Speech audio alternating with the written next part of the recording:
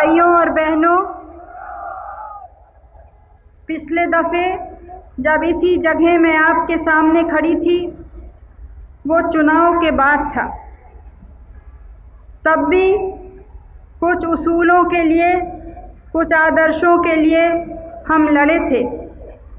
एक भारत का चित्र हमने अपने देशवासियों के सामने रखा, सारी दुनिया के सामने रखा और हमने साबित किया कि भारत की जनता खूब अच्छी तरह से समझती है कि उसको किधर जाना है, कैसा भविष्य अपने लिए बनाना है।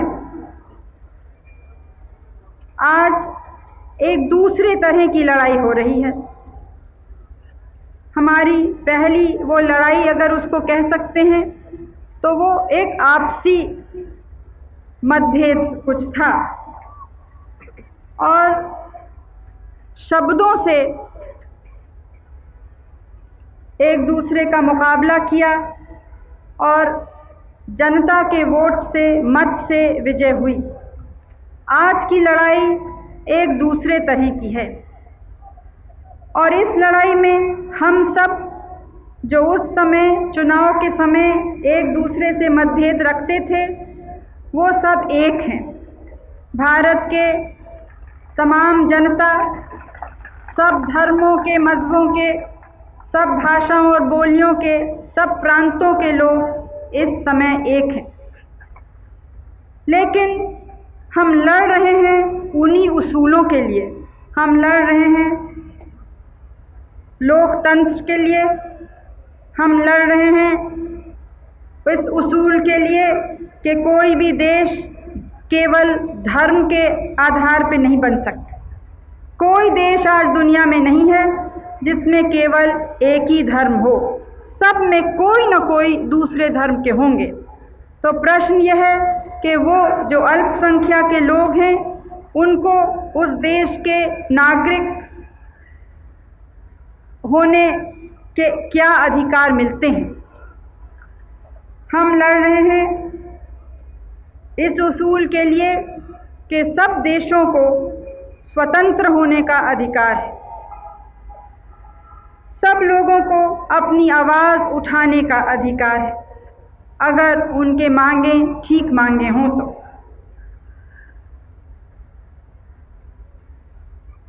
और हमें पूरा विश्वास है कि जब आज़ादी की आवाज़ उठती है, न्याय की आवाज़ उठती है,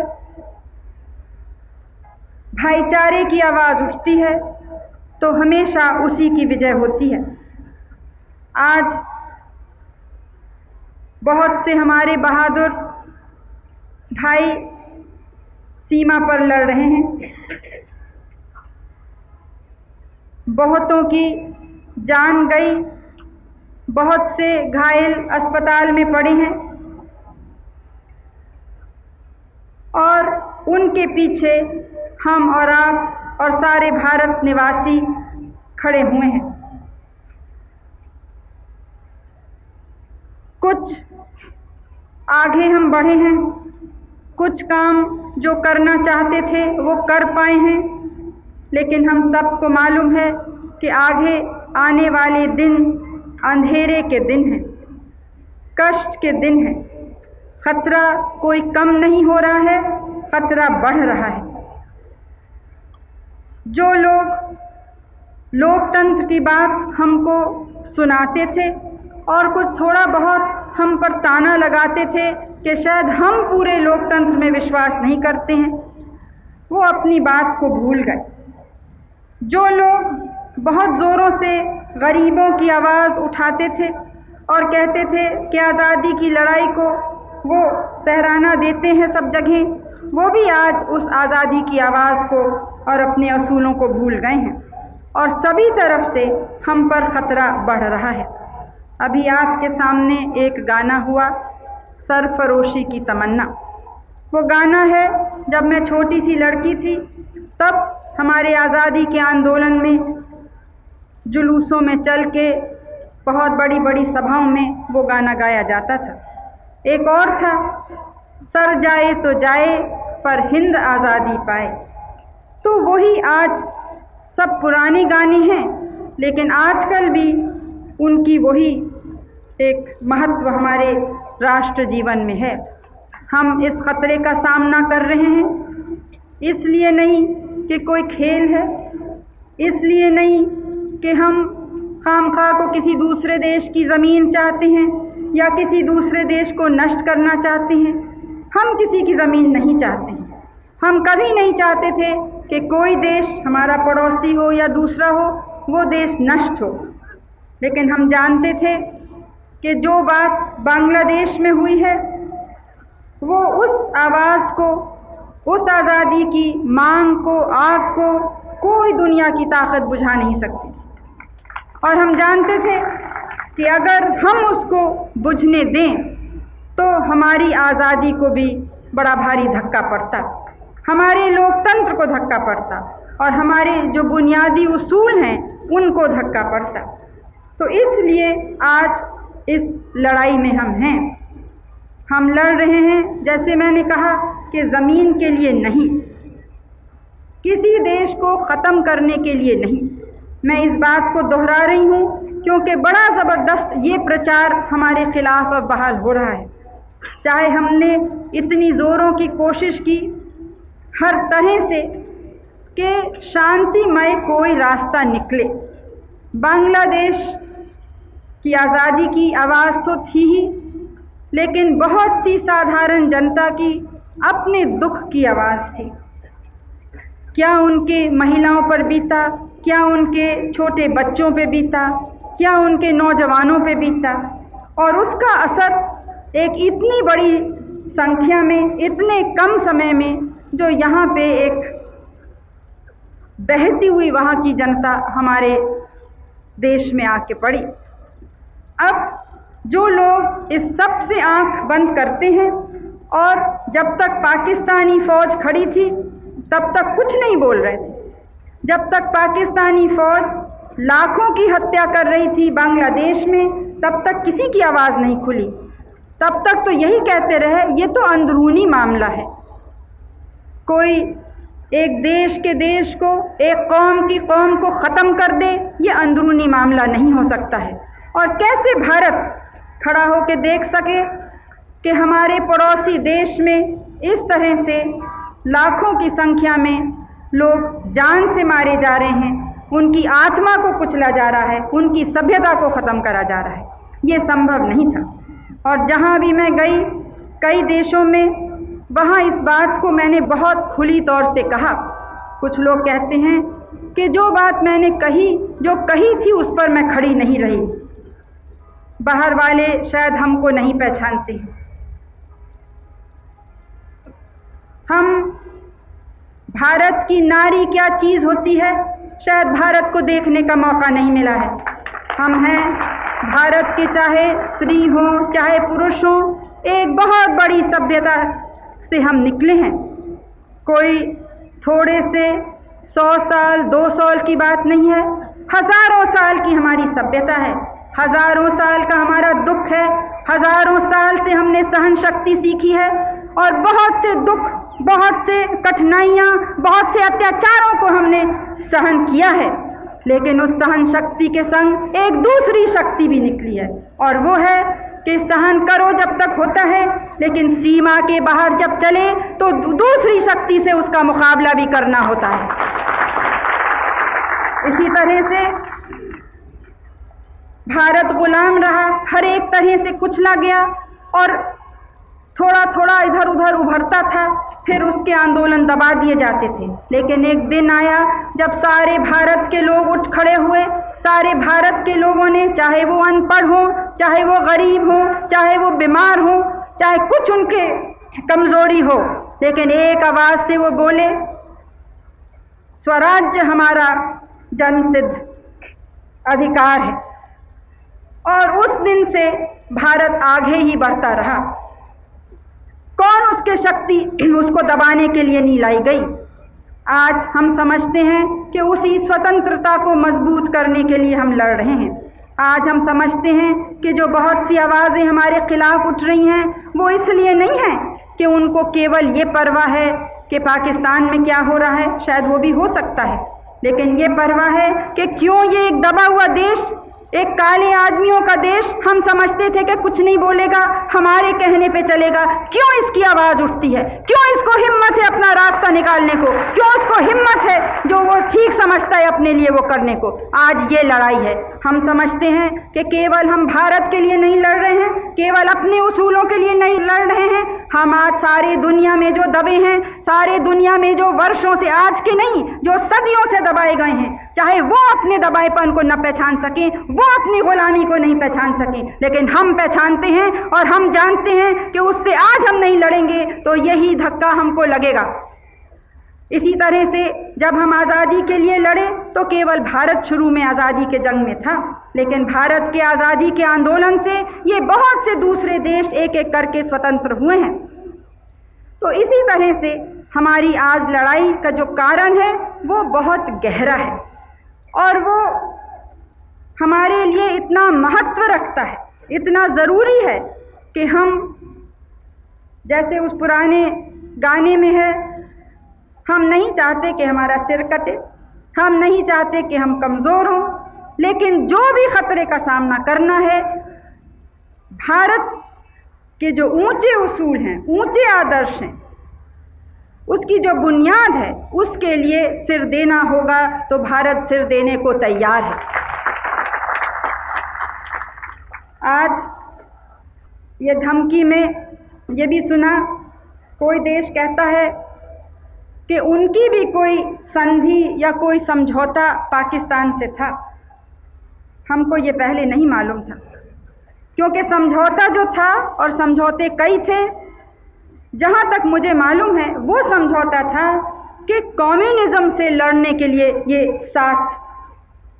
एक संगठन बन रहा है। ये संगठन नहीं बना था कि लोकतंत्र से लड़ें, ये संगठन नहीं बना था कि न्याय को दबाएं, गरीबों की आवाज़ को मिटाएं, इसलिए ये संगठन नहीं बना था। और अगर ये कारण उसका था तो एक बहुत बड़ा झूठ दुनिया के सामने उन लोगों ने रखा अभी तक। आज जो लोग हमसे कहते थे, हमारी नीति को बुरा बताते थे और कहते थे तुम कम्युनिज्म को बढ़ा रहे हो भारत में, हम तुमको चीन से बचाना चाहते हैं और तुम हमें इसमें मदद नहीं कर रहे हो, आज उनका क्या रुख है? आज वो कहते हैं कि दुनिया का सबसे बड़ा देश तो चीन है और सबको उसके रास्ते में किसी को नहीं आना चाहिए। तो इस तरह से दुनिया पलटती रहती है। आप अगर इन पिछले वर्षों का इतिहास देखेंगे तो एक ही देश है और एक ही कौम है जिसने ना अपनी राय पलटी, ना अपने शब्द पे पीछे गए, हमेशा एक रास्ते पे बहुत गहराई से, बहुत सोच के वो रास्ता हमने चुना है और उस रास्ते पर हम शुरू से चलते आ रहे हैं। आज पैर जमा के खड़े हैं और आगे इसी रास्ते पे हम चलेंगे। और मैं फिर कहती हूँ कि चाहे हम कमज़ोर हैं, हमारी फ़ौजें इतनी नहीं हैं कि जो दुनिया के बहुत बड़े बड़े जो शक्तियाँ हैं, जो यूरोप के देशों को भी हिला देती हैं, उनके मुकाबले में हम कुछ भी नहीं हैं। हमारे पास वो अस्त्र नहीं है, वो रुपया नहीं है, वो साधन नहीं है, वो उद्योग नहीं है, लेकिन हमारे पास भारत की आत्मा है, हमारे पास भारत की सभ्यता है और हमारे पास सच्चाई और न्याय है। और हम दिखाएंगे दुनिया को कि ये सब शक्तियाँ, चाहे ये दूसरी बाहर की शक्तियाँ हमारे खिलाफ लगें, लेकिन ये जो मनुष्य जाति की जो भीतरी एक चीज़ है जिसके लिए आज भारत खड़ा है, उसको कोई शक्ति दुनिया में ऐसी नहीं है जो दबा सके या हिला सके। लेकिन ये याद रखिए कि इसके लिए एक बहुत बड़ी ज़बरदस्त हिम्मत चाहिए, नारों की हिम्मत नहीं। ये कहना कि किसी देश को नष्ट करेंगे या खामखा को हम और लोगों को मारें या दुख फैलाएं, ये हिम्मत की बात नहीं है। हिम्मत की बात है कि अपने उसूलों पे दृढ़ता से खड़े रहें और इसको हमको देखना है कि हमारे उसूल क्या हैं। पहले तो लोकतंत्र, और लोकतंत्र कैसे सच्चा बन सकता है, कैसे लोगों के लिए मायने रख सकता है, वो तब जब जितने लोग उस देश में रहते हैं सबको बराबर के अधिकार मिलें, चाहे वो किसी कौम के, किसी धर्म, किसी भाषा के हों। यानी सब धर्मों को बराबर का अधिकार मिले। ये हमारा एक बहुत बड़ा उसूल है। और दूसरा है कि लोकतंत्र पक्का नहीं हो सकता जब तक कि गरीबी कम न हो, यानी जो अंतर एक वर्ग और दूसरे वर्ग में है वो अंतर जब तक कम न हो। तो ये दोनों चीज़ें, ये रास्ते पे हम लेके चलेंगे तो आवश्यक हमारी सच्ची विजय होगी। खाली ज़मीन लेने से विजय नहीं होती है। हमारा इस सब झंझट में हम पड़े कैसे? जैसे मैंने कहा, एक पड़ोसी देश, एक हमारा जैसा गरीब देश, हमसे भी ज़्यादा पिछड़ा इसलिए कि आगे बढ़ने के मौके कम मिले थे, उस देश को कुचलने की कोशिश की गई। एक बराबरी की लड़ाई नहीं थी। एक तरफ कमज़ोर जनता और दूसरे तरफ एक फौज। तो हमसे कितना भी दूर ये होता, तब भी भारत की सहानुभूति आज़ादी की आवाज़ के साथ होती। भारत की सहानुभूति गरीबों की आवाज़ के तरफ होती, न्याय के तरफ होती। लेकिन ये देश तो हमारे पड़ोस में, क्या करीब करीब हमारे दरवाजे पे था। तो हम चाहते भी, अगर हम कहते कि अपनी भावना को दबा देंगे, हम अपनी आंखें भी बंद रखेंगे, कान मूंद देंगे, सुनेंगे नहीं क्या कौन वहाँ से रोने की जो आवाज़ है, तब भी हम अलग नहीं रह सकते थे उससे, क्योंकि उसका नतीजा हमारे सारे देश पर पड़ रहा था। हमारी आर्थिक स्थिति पर, हमारी सामाजिक स्थिति पे, हमारी राजनीतिक स्थिति पे, और सबसे खतरनाक बात हमारी सुरक्षा पर। तो इसलिए कोई भी देश दूर बैठा हुआ कहे कि नहीं कुछ हो रहा है, तुम सब्र करो। हमने सब्र किया, एक दिन नहीं, एक सप्ताह नहीं, एक महीने नहीं, 9 महीने तक हमने सब्र किया। और शायद ही कोई दिन गया हो जब हम पूरी कोशिश नहीं कर रहे थे कि किसी तरह से कोई रास्ता निकले जिसमें बांग्लादेश स्वतंत्र हो सके, क्योंकि हमको मालूम था कि स्वतंत्रता से कम वहाँ की जनता कुछ मानने को तैयार नहीं थी। और जैसे मैंने सब देशों को कहा कि वहाँ ये प्रश्न नहीं था कि भारत क्या चाहता है या नहीं, प्रश्न है कि जो वहाँ के रहने वाले हैं वो क्या चाहते हैं, वो क्या स्वीकार करेंगे। और हमने अपनी राय बताई कि जहाँ तक हम समझ सके हैं स्थिति को, वो केवल पूर्ण स्वतंत्रता ही स्वीकार करेंगे। लेकिन खैर, तब भी 9 महीने थे जब दूसरे लोग बात करके कुछ देख सकते थे कि क्या दूसरा रास्ता है कि नहीं।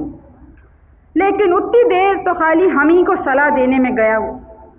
और अब जब हमारे ऊपर हमला हुआ तो कुछ लोग कहने लगे कि ये तो यही भारतीय लोग ही हमलावर हैं, इन्होंने ही आक्रमण किया। तो ये चीज़ें राष्ट्र जीवन में भी हम देख चुके हैं, अंतर्राष्ट्रीय जीवन में भी देख चुके हैं, सभी दुनिया देख चुकी है। और क्या असर इसका पड़ता होगा? इन बहुत से ये धनी देश हैं, कभी कहते हैं कि हमारे यहाँ के यानी उनके यहाँ के नौजवान गलत रास्ते पे क्यों चलते हैं। क्या उनको दिखता नहीं कि वो लोग जब कुछ आदर्श सामने रखते हैं लेकिन करते हैं दूसरा, तो उसका क्या असर पड़ेगा वहाँ की युवा पीढ़ी पर, वहाँ के बच्चों पर? तो ये बहुत बड़े बड़े प्रश्न हैं जिन पे हमें गहराई से सोचना है। और ये वक्त है जिसमें ये दूरदृष्टि से भी हम देखें और इस समय आज हमें क्या करना है उसके लिए हम तुरंत तैयार हों। आज एकता तो हमारे बीच में है, लेकिन ये देखना है कि एकता केवल लड़ाई के नाम से न हो, एकता इन बुनियादी आदर्शों के और विचारधारा के नींव पर हमारी एकता बने, तब जाके वो एकता मजबूत होगी और उसमें शक्ति रहेगी कि देश को वो आगे बढ़ाए। हम लड़ाई के लिए जो भी तैयारी हमसे हो सकी, जो भी आज हो सक रही है, वो पूरी हो रही है। जो बहादुर लड़ रहे हैं उनके संग हमारी ध्यान उनके पास है, हमारी सारी प्रार्थनाएं उनके संग हैं और हमारे आशीर्वाद हैं। हमें गौरव है उनके हिम्मत पर, उनकी बहादुरी पर और जिस भावना से वो इस अपने भारतवर्ष की, अपने सारे भाइयों और बहनों की रक्षा कर रहे हैं। लेकिन उनको भी हमको विश्वास दिलाना है कि उनके पीछे एक जनता है जो इस देश को ऐसे बनाने में लगी है कि इस लड़ने के काबिल हो और ऐसा देश हो जिसके लिए लड़ना एक बहुत बड़ा गौरव हो। ये हम सबका कर्तव्य है। एक साफ देश हो, एक स्वस्थ देश हो, प्रगतिशील देश हो, जो समाजवाद के रास्ते पर गरीबी को दूर करने के लिए तेजी से आगे बढ़ रहा हो। ये विश्वास हमको आज अपने जवानों, अपने अफसरों समूह को देना है। हम जहां अपने फौज की प्रशंसा करते हैं, हम कैसे भूलें उन बहादुरों की जिनकी कोई ट्रेनिंग नहीं थी, जो हमारे मुक्ति वाहिनी के भाई हैं। छोटे छोटे से लड़के 12 साल से लेके उसमें भर्ती हुए थे। थोड़े से दिनों के बाद ट्रेनिंग के मैदानी जंग में वो कूद पड़े। किस हिम्मत से लड़े हैं, किस हिम्मत से आज लड़ रहे हैं। वो साधारण हिम्मत नहीं है, साधारण ताकत नहीं है। वो तो जब अंदर एक आग जलती है तब एक ख़ास ये ताकत एक आदमी या औरत या बच्चे या बूढ़े को आती है। वो आज़ादी की आग उनके दिल में थी। आज बांग्लादेश जो उनका एक सपना था असलियत बन गया है, लेकिन अभी उसकी नींव उतनी पक्की नहीं है जितनी बनानी है। और हमारी आशा है कि उनके नेता और वो सब लोग जो इस बहादुरी से लड़े हैं, और लड़ाई याद रखिए कि बंदूक की लड़ाई वो तो आज थोड़े दिनों थोड़े महीनों की है, लेकिन उनकी दुख भरी कहानी बहुत पुरानी कहानी है। तो आज फिर उनको मौका मिल रहा है कि एक नया देश बनाएं, एक स्वतंत्र देश। भारत चाहता है कि वो हम उनके देश में दखल न देना चाहते हैं और न देंगे। हम केवल चाहते हैं कि हम दोस्ती से रहें और एक नया रास्ता दुनिया को दिखाएं कि दो पड़ोसी कैसे बिना एक दूसरे के घर में दखल दिए एक दूसरे को मदद कर सकते हैं, एक दूसरे को मजबूत बना सकते हैं। ये एक नई मिसाल हमको दिखानी है। हमारे पाकिस्तान की फ़ौज जो बांग्लादेश में है, वो अपनी राय से वहाँ नहीं है, भेजे गए हैं। उनसे हम कहते हैं कि वो जब उन्होंने देखा कि जनता की क्या मांग है, जनता ने किस उत्साह से स्वागत किया, जो मुक्ति वाहिनी आगे बढ़ी और उनके संग संग भारत के जवान, तो ये पाकिस्तानी फ़ौज का भी कर्तव्य है कि इस वक्त वो असलियत को देख के और स्वयं कहें कि हम तो यहाँ से जाते हैं। तो जो इतनी दुश्मनी उनकी और बांग्लादेश वालों की बढ़ी है, शायद थोड़ी सी उसमें कमी हो सकती है। आगे के लिए फिर से दोस्ती हो, उसकी थोड़ी सी कुछ एक छोटा सा कदम लिया जा सकता है। अगर आज वो वहाँ से छोड़ के और अपने घर वापस जाएं। मैंने सुना है, मालूम नहीं सच है कि नहीं, कि उनकी भी यही इच्छा है और उन्होंने ऐसा संदेश भी कई जगह बाहर भेजा। लेकिन वो लोग जो लड़ नहीं रहे हैं, अपने घरों में बैठे हैं वहाँ पश्चिम में, वो उनको इजाज़त नहीं दे रहे हैं इसके लिए। तो इसका भी दोष भारत को दिया जाता है। संयुक्त राष्ट्र के लोग कुछ ढाका से निकलना चाहते थे। उन्होंने हमसे कहा कि इजाज़त दो कि वहाँ बमबाजी या कुछ न हो और हम वहाँ से आसानी से निकल सकें। भारत ने कहा कि हम ज़रूर आपके लिए, आप जिस वक्त भी कहें उस वक्त हम देखेंगे कि सुरक्षा से आप वहाँ से निकल सकें। लेकिन अगर आप हमारी सहायता चाहते हैं तो आप कलकत्ते आइए और वहाँ से सुरक्षित होकर जा सकते हैं। कलकत्ते तक हम आपको ले आएंगे और यहाँ से तो खैर कोई ख़तरा है ही नहीं। तो जब जहाज़ वहाँ जाने लगा तो पाकिस्तानियों जिनके कब्ज़े में ढाका का हवाई अड्डा है, उन्होंने उस जहाज़ को उतरने नहीं दिया। लेकिन प्रचार क्या हुआ कि भारत ने पहले इजाज़त दे दी और फिर उतरने नहीं दिया। तो इस तरह के बहुत से झूठे प्रचार होते हैं और हर तरह की कोशिश हो रही है कि जो दूसरे देशों के लोग वहाँ ढाका में आज भी हैं, कि किस तरह से उनको फंसाया जाए जिसमें वो यही कहें कि देखो भारत के कुछ करने से हमको कष्ट हुआ। वो कि हम पूरी कोशिश कर रहे हैं कि उनको कोई हानि न हो और आसानी से आराम से वो वहाँ से निकल के अपने अपने घर जाएं। तो इस तरह से हर तरफ से इस वक्त प्रचार का हमला तो है ही है और बड़ी ज़बरदस्त धमकी है कि दूसरा भी कोई हमला हो। हमें कोई कठोर बात कहनी नहीं है और ना किसी को धमकी देनी है। हमको खुद मजबूत खड़ा रहना है और जो भी शहर वालों का कर्तव्य है, मेरी आशा है कि वो आपको यहाँ लोगों ने सबने मोहल्ले मोहल्ले में बताया होगा, उस सब का आप अपना कर्तव्य का पालन करेंगे।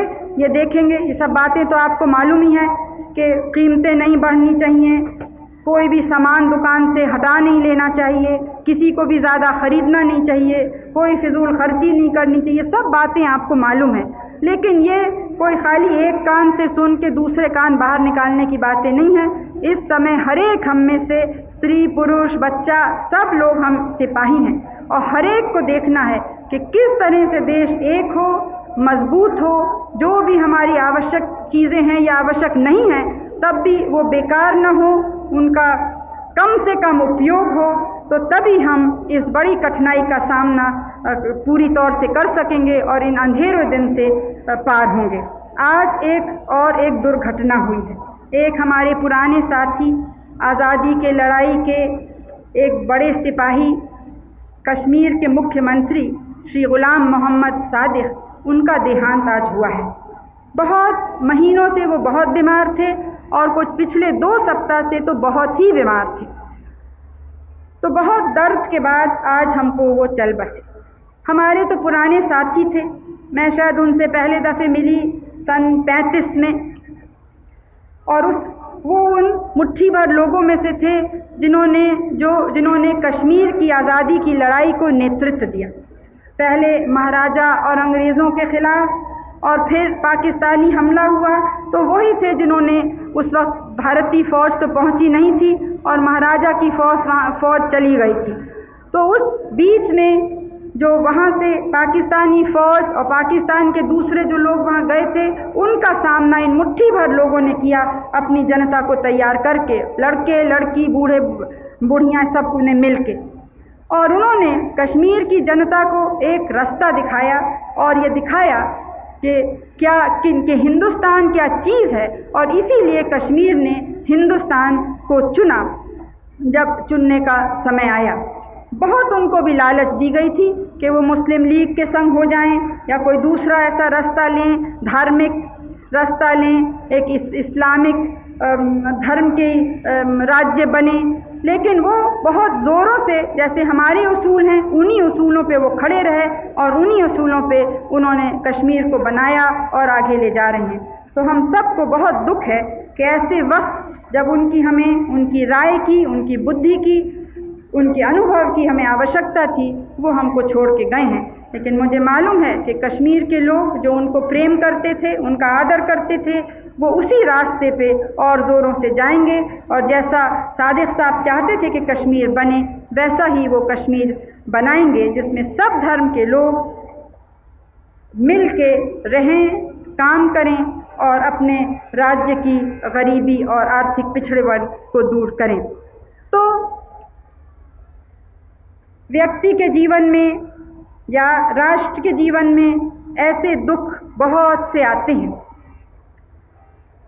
परीक्षा यह है कि उस दुख से दब जाए, खतरे से दब जाए या डर जाए, या हम कहें कि भाई ये तो जीवन का राज ही है, दुख, कठिनाइयाँ, खतरे ये तो आते ही हैं, इनका हम सामना करेंगे और किसी चीज़ को हम अपने आगे बढ़ने के रास्ते पे किसी चीज़ को भी हम एक रुकावट नहीं मानेंगे। अगर रुकावट आती है तो सबको कंधे से कंधे मिला के उस रुकावट को हटाना है। आज ऐसी रुकावट है और आज मैं आप सबको बधाई देती हूँ और धन्यवाद भी देती हूँ कि ऐसे वक्त हम एक हैं और सारी शक्ति इसमें लग रही है कि ये जो हमारे दुश्मन हैं वो हमें अपने रास्ते से अलग न कर पाएं। हमारे दुश्मन पाकिस्तान नहीं है, हमारे दुश्मन पाकिस्तान की जनता भी नहीं है, क्योंकि वो भी एक जनता, चाहे अभी लड़ाई की जोश में आके वो कोई भी हमको गाली दें, लेकिन एक दबी हुई जनता है, एक गरीब जनता है जिसकी आवाज़ आज तक सुनी नहीं गई है। और मैं नहीं समझती हूँ कि अगर उनके सामने सच्चाई रखी गई होती या आज भी रखी जाए तो वो ऐसे लड़ाई के रास्ते पे जाना चाहते। मुझे तो पूरा विश्वास है कि वो यही कहते कि वो भी इस रास्ते पे चलना चाहते हैं जिससे गरीबी हटे और उनका देश अपने पैरों पे खड़ा हो सके, कि घड़ी घड़ी दूसरे किस तरफ उनको ले जाना चाहते हैं, दूसरे देशों की नीतियों का वो सहारा न दें, लेकिन उनके हित में क्या है इसमें कोई शक नहीं है कि ये गलत सहारा मिलने से एक कमज़ोर देश को कोई बहुत बड़ा देश अपने बड़े बड़े ऐसे हथियार दे तो वो देश मजबूत नहीं होता है, उसके बोझ से वो कमज़ोर होता है, उसके बोझ से वो टूटता है। और यही हुआ है, क्योंकि पाकिस्तान को लगा कि बड़े बड़े देश उसको सहारा दे रहे हैं, तो उनके हुकूमत ने सोचा कि जनता की क्या परवाह करनी, जब हमारे पास इतनी बड़ी बड़ी वो हैं, हथियार हैं और पैसे हैं बाहर के और दूसरी मदद है, तो लोकतंत्र से क्या मतलब है, गरीबों की आवाज़ से क्या मतलब है, बंगाली क्या कह रहे हैं उससे हमें क्यों सुने, बलूची क्या कह रहे हैं हमसे क्या मतलब, फ्रंटियर के लोग क्या कह रहे हैं हमसे क्या मतलब। ये है पाकिस्तान अगर आज कमज़ोर है तो मैं बहुत दावे से कहती हूँ कि वो देश जो उनको हथियार देते आए आज तक उन्होंने कमज़ोर करा है पाकिस्तान को, और अगर पाकिस्तान को हानि होगी तो उनको मैं दोष देती हूँ कि उन्होंने ये हानि की है। और आज जो हमसे जलते हैं क्योंकि इस किस्म की मदद हमने किसी से नहीं ली, वो इसी वजह से नहीं ली कि हम जानते थे कि हमारी आज़ादी अगर कम हुई तो किसी की मदद हमको मजबूत नहीं रख सकती, और अगर आज़ादी पक्की होती है तो बिना किसी के मदद के हम मजबूत रहेंगे, ज़रूर रहेंगे, और जो हमें करना है वो करके हम दिखाएंगे। दिल्ली के निवासियों, भाइयों और बहनों, बहुत दफ़े आपने मुझे सुना है और बहुत दफ़े आप में से सबको तो नहीं लेकिन बहुतों को मैंने भी सुना है। हम में और आप में एक ख़ास रिश्ता बहुत बरसों से बना है। इस रिश्ते को सरकार और जनता का रिश्ता हमको और पक्का करना है, क्योंकि ये समय है जब कोई भी गलत फहमी नहीं होनी चाहिए, न नीति के बारे में, न कार्यक्रम के बारे में, न दिशा के बारे में। सब लोग मिलके ठीक दिशा में चलेंगे तो तभी हम मजबूत होंगे और तभी हमारी सब कठिनाइयाँ दूर हो सकेंगी।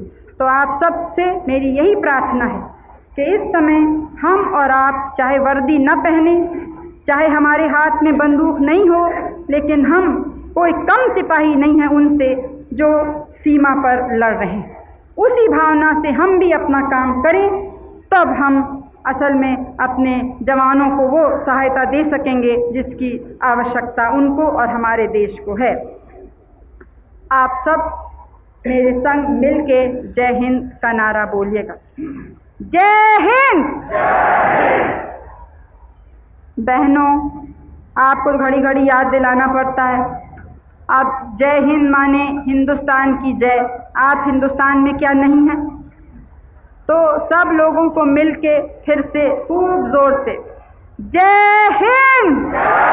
हाँ, और भी जोर से एक दफ़े, देखें कितनी ताकत है दिल्ली वालों।